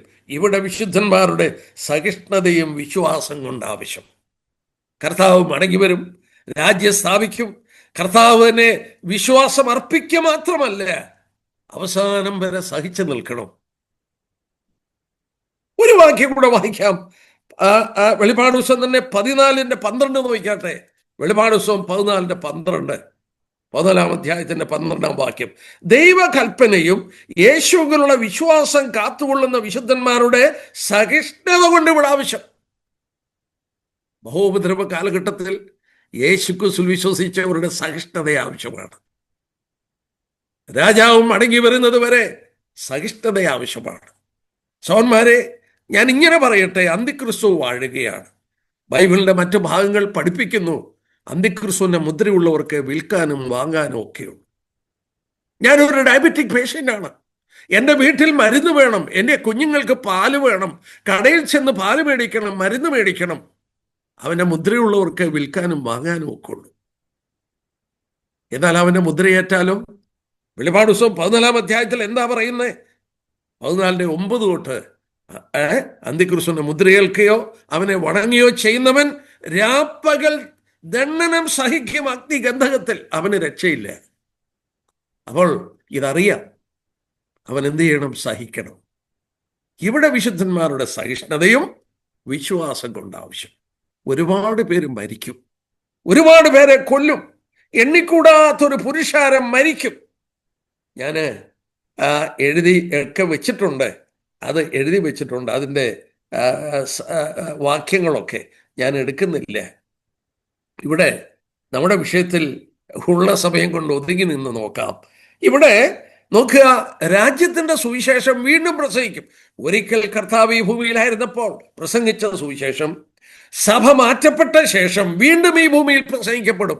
അന്ന് മാത്രമേ, ഇവിടെ നോക്കിയാട്ടെ, ഭൂലോകത്തിലൊക്കെയും പ്രസംഗിക്കും. ഇന്ന് പ്രസംഗിക്കുന്നുണ്ടോ? ഇല്ല. ഇന്ന് ഭൂലോകത്തിൽ എല്ലായിടത്തും പ്രസംഗിക്കില്ല. എന്താ കാരണം? ഇന്ന് സുവിശേഷം പ്രസംഗിക്കാൻ സാധ്യമല്ലാത്ത രാജ്യങ്ങളുണ്ട്. ഞാൻ പേരുകളൊന്നും പറയുന്നില്ല. അവിടെ ഒന്ന് പ്രസംഗിച്ചു പോയ പിടിച്ച് ജയിലിടും. എന്നാൽ അന്ന് ഈ ലോകം ഇളകി മറിയും, കീഴ്മേൽ മറിയും, ഭൂമി അതിൻ്റെ സ്ഥാനത്ത് നിളകും, മനുഷ്യൻ നിർജീവന്മാരായിരിക്കും, ഗോളങ്ങൾ ഭൂമിയിൽ പതിക്കും, ആസ്ട്രോയിഡ് മനുഷ്യന് നിർജീവന്മാരായിരിക്കുമ്പോൾ ഈ 1,44,000 പേര് ഭൂമിയിലാകോളം സഞ്ചരിച്ച് ഇന്നടയ്ക്കപ്പെട്ട വാതിലുകളൊന്നും അവർ ഗണിക്കാതെ നടന്ന് പ്രസംഗിക്കും. ഈ പ്രസംഗം കേൾക്കുമ്പോൾ ഇത് സത്യമാണെന്ന് വിശ്വസിക്കുന്നവരുണ്ട്. അവര് സഹിക്കും. അവർ സഹിക്കുക മാത്രമല്ല, ആ വിശ്വാസം അവരുടെ പ്രവൃത്തിയിൽ കൂടെ കാണിക്കും. ഇനി നമ്മുടെ വിഷയത്തിൽ നമുക്ക് വരാം. മത്തായി 25-ാം അധ്യായം നോക്കിയാട്ടെ. 25-ാം അധ്യായം, ഈ 5-ാം അധ്യായം അതിൻ്റെ 31 തൊട്ടുള്ള വാക്യമാണ്. ഞാൻ സാധാരണ പറയാറുണ്ട്, നിങ്ങൾ വായിച്ചിട്ടുണ്ടോ എന്ന് എനിക്കറിയില്ല. സെക്കൻഡ് വേൾഡ് വാറിൽ കോറി ടെൻ ബൂൺ എന്ന് പറയുന്ന ഒരു ഒരു വിശ്വാസി എഴുതിയൊരു ബുക്കുണ്ട്, hiding place. Corrie ten Boom അന്ന് യഹൂദന്മാരെ കൊന്നൊടുക്കുകയാണ്. ഹിറ്റ്ലറിന്റെ സൈന്യം ഏതാണ്ട് 90 ലക്ഷം യഹൂദന്മാർ യൂറോപ്പിലുണ്ടായിരുന്നു. രണ്ടാം ലോകയുദ്ധം അവസാനിക്കുമ്പോൾ 30 ലക്ഷമായി മാറി, 60 ലക്ഷത്തെ കൊന്നു. അന്ന് യഹൂദന്മാരിൽ പലരെയും കോറി ടെൻ ബൂൺ ഒളിപ്പിച്ച് പാർപ്പിച്ച് ഭക്ഷണമൊക്കെ കൊടുത്തു. നിങ്ങൾ വായിച്ചിട്ടുണ്ടായിരിക്കാം, കേട്ടിട്ടുണ്ടായിരിക്കാം, അല്ലെ മൂവി കണ്ടിട്ടുണ്ടായിരിക്കാം, സിൻഡ്ലേഴ്സ് ഡയറി. അദ്ദേഹവും ഇതുപോലെ യഹൂദനെ രഹസ്യമായി പാർപ്പിച്ചു, അവനെ സപ്പോർട്ട് ചെയ്തു ഈ രണ്ടാം ലോകയുദ്ധകാലത്ത്. സിൻഡ്ലേഴ്സ് ഡയറി. ഇവിടെ ഞാൻ ഓർപ്പിക്കട്ടെ, കർത്താവിൻ്റെ വചനപ്രകാരം ഈ മത്തായി 25-ന്റെ 31 തൊട്ട് അവൻ തേജസ്സിന്റെ സിംഹാസനത്തിലിരിക്കുകയാണ്. 1000 വർഷം ഈ യഹൂദന് വീണ്ടും ഉപദ്രവം ഉണ്ടാകും, ഭയങ്കര ഉപദ്രവം പീഡന കാലഘട്ടത്തിൽ ഉണ്ടാകും. വാക്യം ഞാൻ എടുക്കുന്നില്ല. 2/3 യഹൂദനെ കൊന്നുകളയും. സംശയമുണ്ടാകും ചിലർക്ക്. എടുത്തേക്കാം, സക്കറിയ പ്രവചനം എടുത്താട്ടെ. സക്കറിയ പ്രവചനം അതിൻ്റെ 13-ാമത്തെ അധ്യായം നോക്കിയാട്ടെ. അതിൻ്റെ 13-ാം അധ്യായം അതിൻ്റെ 8-ാം വാക്യം. സക്കറിയ പ്രവചനം 13:8. എന്നാൽ സർവ്വദേശത്തിലും 2/3 ഛേദിക്കപ്പെട്ട് പ്രാണനെ വിടും, 1/3 ശേഷിച്ചിരിക്കും എന്ന് യഹോവയുടെ അരുളപ്പാട്. 1/3 ഞാൻ തീയിൽ കൂടെ കടത്തി വെള്ളി ഊതിക്കഴിക്കുന്ന പോലെ അവരെ ഊതിക്കഴിക്കും, പൊന്ന് ശോധന കഴിക്കുന്ന പോലെ അവരെ ശോധന കഴിക്കും. അവർ എൻ്റെ നാമത്തെ വിളിച്ചപേക്ഷിക്കും, ഞാൻ അവർക്ക് ഉത്തരമരുളും. അവർ എൻ്റെ ജനമെന്ന് ഞാൻ പറയും, യഹോവ എൻ്റെ ദൈവമെന്ന് അവർ പറയും. വ്യക്തമായി ഇവിടെ രേഖപ്പെടുത്തി, യഹൂദനിൽ 2/3 കൊന്നുകളയും മഹോപദ്രവ കാലഘട്ടത്തിൽ. അതുകൊണ്ടാണ് യാക്കോബ് 30:7 ജെരമ്യ 30:7 യാക്കോബിന് കഷ്ടകാലം. ഇന്ന് നിങ്ങൾ കണ്ടില്ലേ രാഷ്ട്രീയ കാര്യങ്ങളൊക്കെ നടക്കുന്നത്? അവനോടുള്ള വൈരാഗ്യം ലോകത്തിൽ ആകമാനം വർദ്ധിച്ച് അവസാനം ഒരു യുദ്ധം നടക്കും. ലോകത്തിലെ രാഷ്ട്രങ്ങളെല്ലാം കൂടെ വന്നവനെ ശരിയാക്കും. 3-2 കൊന്നുകളയും. സെക്കൻഡ് വേൾഡ് വാറിൽ ഏതാണ്ട് അത്രയും തന്നെ 90 ലക്ഷത്തിൽ 60 ലക്ഷത്തെ കൊന്നുകളച്ചു യൂറോപ്പിൽ. പ്രിയപ്പെട്ട നിങ്ങളോട് ഞാൻ ഓർപ്പിക്കട്ടെ, അന്ന് യഹൂദൻ ഓടി നടക്കും പ്രാണരക്ഷാർത്ഥം. ഭക്ഷണമില്ല, താമസ സൗകര്യമില്ല. ഈ സുവിശേഷം പ്രസംഗിച്ചവർക്കറിയാം അവരുടെ കർത്താവാണ് മടങ്ങി വരുന്നത്, അവരുടെ രാജാവാണ് മടങ്ങി വരുന്നത്. ആ വിശ്വാസമുള്ള വ്യക്തികൾ അവരോട് കരുണ കാണിക്കും, അവർക്ക് ആഹാരം കൊടുക്കും, അവർക്ക് വസ്ത്രം കൊടുക്കും, അവരെ വീട്ടിൽ പാർപ്പിക്കും. ഒന്ന് നോക്കിയാട്ടെ, നമുക്ക് അതിൻ്റെ 31 വാക്യം താഴോട്ട് വായിക്കാം. മനുഷ്യപുത്രൻ തന്റെ തേജസ്സോടെ സകല വിശുദ്ധ ദൂതന്മാരുമായി വരുമ്പോൾ അവൻ തന്റെ തേജസ്സിന്റെ സിംഹാസനത്തിൽ ഇരിക്കും, സകല ജാതികളെയും അവന്റെ മുന്നിൽ കൂട്ടും. നോക്കുക, ജാതികൾ, നേഷൻസ് എന്നാണ്. അവൻ അവരെ ഇടയൻ ചെമ്മരിയാടുകളെയും കോലാടുകളെയും തമ്മിൽ വേർതിരിച്ച് ചെമ്മരിയാടുകളോട് തന്റെ വലത്തും കോലാടുകളെ ഇടത്തും നിർത്തും. രാജാവ് തന്റെ വലത്തുള്ളവരോട് അരുളി ചെയ്യും, എൻ്റെ പിതാവിനാൽ അനുഗ്രഹിക്കപ്പെട്ടവരെ വരുവീൻ, ലോകസ്ഥാപനം മുതൽ നിങ്ങൾക്കായി ഒരുക്കിയ രാജ്യം അവകാശമാക്കിക്കൊള്ളുവീൻ. എനിക്ക് വിശന്നു, നിങ്ങൾ ഭക്ഷിപ്പാൻ തന്നു, ദാഹിച്ചു, നിങ്ങൾ കുടിപ്പാൻ തന്നു. ഞാൻ അതിഥിയായിരുന്നു, നിങ്ങൾ എന്നെ ചേർത്തുകൊണ്ടു, നഗ്നനായിരുന്നു, നിങ്ങൾ എന്നെ ഉടുപ്പിച്ചു, രോഗിയായിരുന്നു, നിങ്ങൾ എന്നെ കാണുവാൻ വന്നു, തടവിലായിരുന്നു, നിങ്ങൾ എന്റെ അടുക്കൽ വന്നു.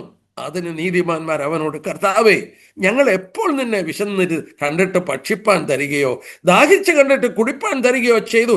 ഞങ്ങൾ എപ്പോൾ നിന്നെ അതിഥിയായി കണ്ടിട്ട് ചേർത്തുകൊള്ളുകയും നഗ്നനായി കണ്ടിട്ട് ഉടുപ്പിക്കുകയും ചെയ്തു? കർത്താവ് പറയുന്ന മറുപടി 40 വാക്യം, എൻ്റെ ഏറ്റവും ചെറിയ സഹോദരന്മാരിൽ ഒരുത്തന് നിങ്ങൾ ചെയ്തെടുത്തോളം എല്ലാം എനിക്ക് ചെയ്തതാകുന്നു. കണ്ടോ, എൻ്റെ ഏറ്റവും ചെറിയ സഹോദരന്മാരിൽ ഒരുത്തന്, അവന്റെ ചോരയുടെ ബന്ധമുള്ള, അവരെ കൊന്നൊടുക്കുന്ന കാലഘട്ടത്തിൽ അവരോട് കരുണ കാണിക്കുന്നത് ആരാണെന്ന് ചോദിച്ചാൽ ഈ സുവിശേഷം വിശ്വസിച്ചവർ, ആ രാജാവും മടങ്ങി വരുന്നു, അവരെ രക്ഷിക്കുമെന്നുള്ള വിശ്വാസമുള്ളവർ പ്രവൃത്തിയിലൂടെ കാണിക്കുമ്പോൾ, നമ്മുടെ കർത്താവ് തേജസ്സിന്റെ സിംഹാസനത്തിൽ ഇരുന്നിട്ട് മനുഷ്യനെ വേർതിരിക്കുമ്പോൾ ആ വിശ്വാസം പ്രകടമാക്കി കാണിച്ചവരെ രാജ്യത്തിലേക്ക് പ്രവേശിപ്പിക്കും. അല്ലാത്തവരോട് പറയുന്നതാണ് ബാക്കി ഭാഗം. ഇടത്തുള്ളവരോട്, ശപിക്കപ്പെട്ടവരെ, എന്നെ വിട്ട് പിശാചനും അവന്റെ ദൂതന്മാർക്ക് ഒരുക്കുന്ന നിത്യാഗ്നിയിലേക്ക് പോകുകയും. സമയം തീരുന്നതിന് മുമ്പ് 2 കാര്യങ്ങൾ ഞാൻ ഓർപ്പിച്ചോട്ടെ. ഇവിടെ പറയുന്നത് സഭയ്ക്കുള്ളതല്ല.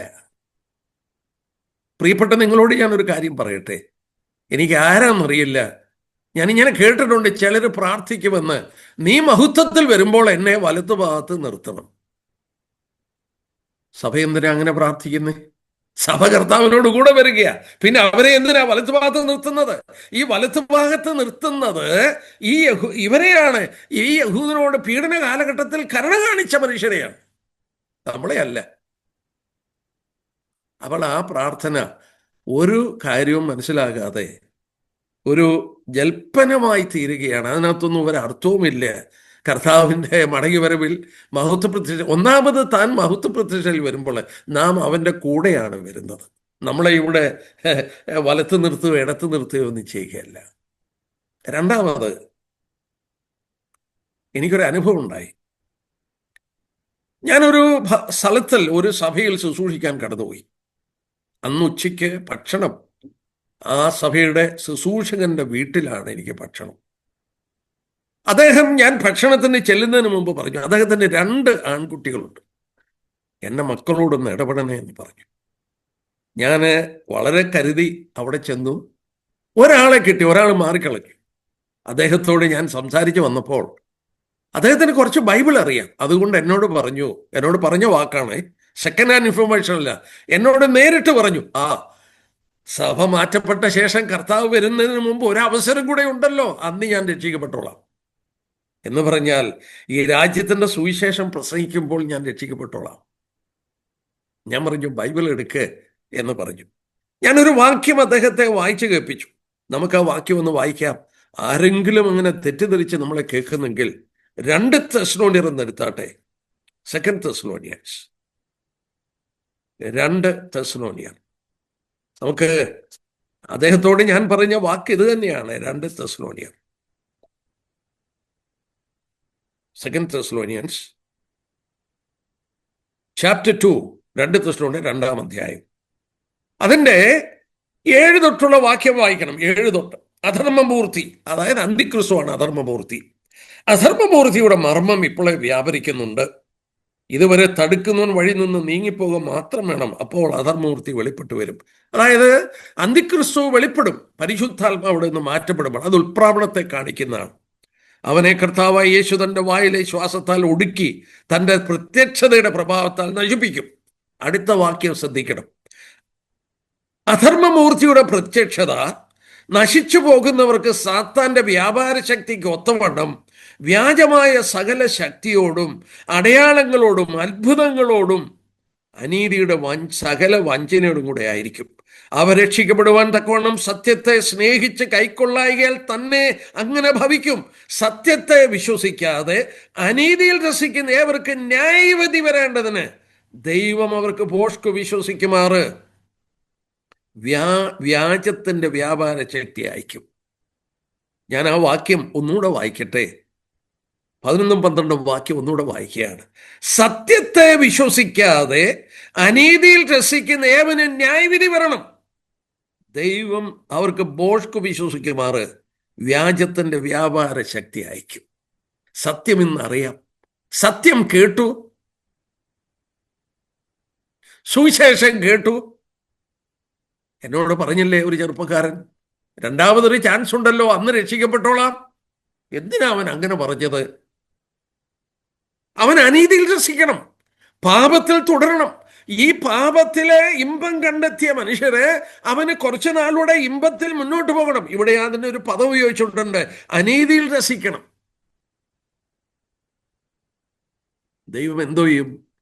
ഈ സുവിശേഷം കേട്ടിട്ടും രക്ഷിക്കപ്പെടാതെ അനീതിയിൽ രസിക്കുവാൻ കൊതിക്കുന്ന മനുഷ്യനോട് ഞാൻ പറയട്ടെ, ദൈവസഭ മാറ്റപ്പെട്ട് കഴിയുമ്പോൾ, ഉൽപ്രാവണം കഴിയുമ്പോൾ, പരിശുദ്ധാത്മാവിടെ നിന്ന് മാറ്റപ്പെട്ട് കഴിയുമ്പോൾ ദൈവം എന്ത് ചെയ്യും? ഭോഷ്ക് വിശ്വസിപ്പാൻ വ്യാജത്തിന്റെ വ്യാപാര ശക്തി അയക്കും. ദൈവാത്മാവിനെ അയച്ച് പാപത്തെക്കുറിച്ചും നീതിയെക്കുറിച്ചും ന്യായവിധിയെക്കുറിച്ചും ബോധം വരുത്തുവാൻ നിനക്കിടയാക്കിയിട്ട് നീ വിശ്വസിക്കുന്നില്ല, നിനക്ക് അനീതിയിൽ രസിക്കാനാണ് നിന്റെ മനസ്സെങ്കിൽ, ആത്മാവിടെ നിന്ന് മാറ്റപ്പെട്ട ശേഷം ഭോഷ്ക് വിശ്വസിപ്പാൻ വ്യാജത്തിന്റെ വ്യാപാര ശക്തി അയക്കും. ഭോഷ്ക് വിശ്വസിക്കും. ഞാൻ ഒരുപാടിരുന്ന് ചിന്തിച്ചു, എന്തായിരിക്കും ഈ ഭോഷ്ക്? ഇവിടെ പറയുന്നത് അനുസരിച്ച് നമ്മൾ അപഗ്രഥിച്ചാൽ അന്തിക്രിസ്തു തന്നെയാണ്. നമ്മൾ ഓർക്കണം, അന്തിക്രിസ്തു ഒരു ക്രൂരനായ വ്യക്തിയായിട്ടൊന്നും അല്ല പ്രത്യക്ഷപ്പെടാൻ പോകുന്നത്. അന്തിക്രിസ്തു വെളിപ്പെടുന്നത് ഒരു നല്ല ഒരു ഭരണകർത്താവ്.